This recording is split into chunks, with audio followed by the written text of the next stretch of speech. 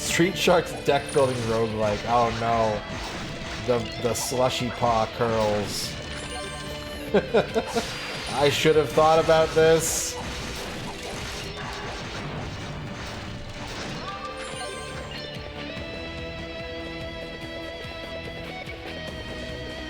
Yeah, I don't want a dating sim. I don't want a deck builder. I don't think I would play a Chan Clan point and click, no. I'd play a Hong Kong Fooey point and click. I'd play an Inch High Private Eye point and click. I don't want to play a Chan Clan point and click.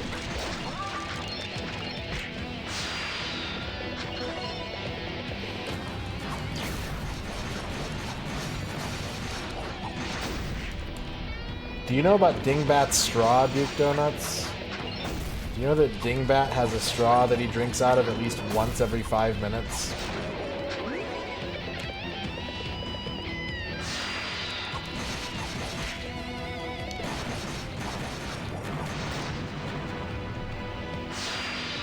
If Dingbat's straw is not on the screen, children should be asking, where's Dingbat's straw?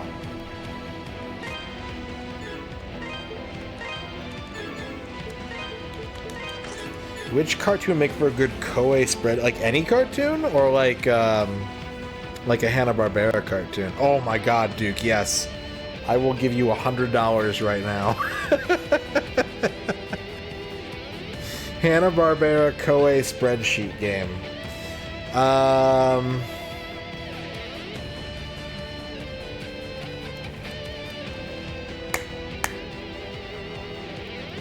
Wacky Races is the easy answer.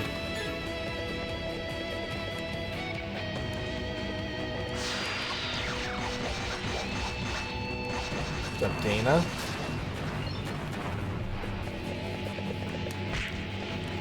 Wacky Races is the easy answer, but I'm gonna say Devlin. I'm gonna go dank. I'm gonna pick Devlin. You have to like manage the stunt team and like pay for hospital bills and stuff.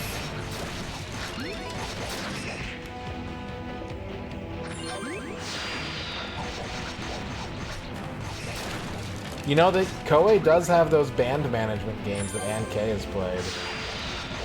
That actually does fit. The Hair Bear Bunch.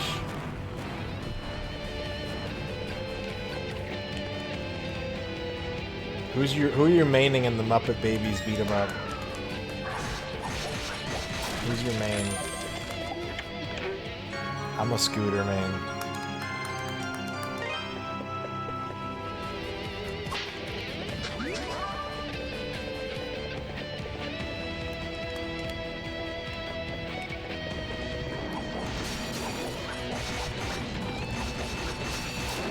Augie Doggy and Doggy Daddy.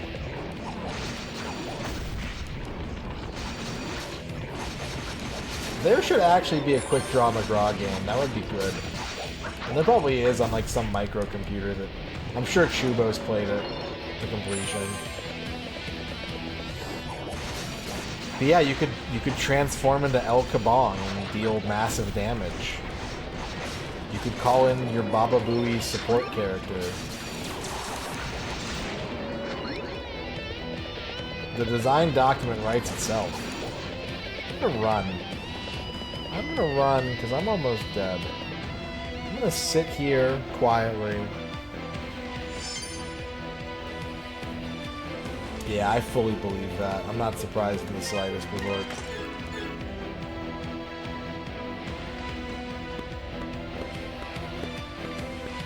I did say Baba Booey. Scientists say, thank you for the follow. I don't know why they would say that, but...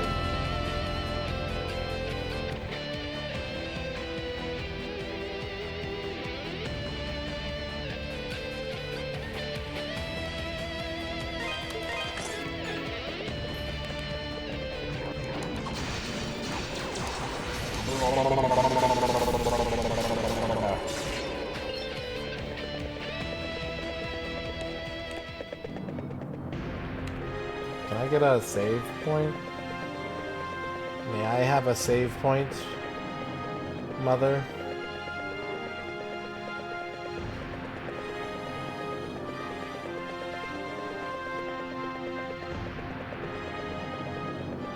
Yes. A point for saving. And more importantly, a point for warping.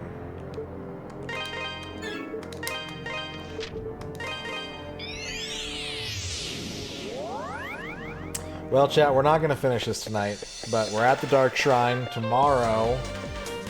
Tomorrow, Galbalin goes down, hopefully. What do you got for me? This good to go. This good to go. This good to go. This good to go. I have one more upgrade I can get. Come again.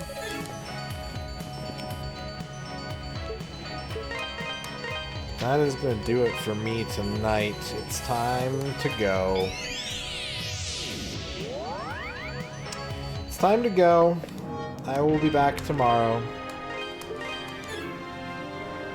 We'll wrap this game up. We'll start our next game of the 2025 Great Game Raffle.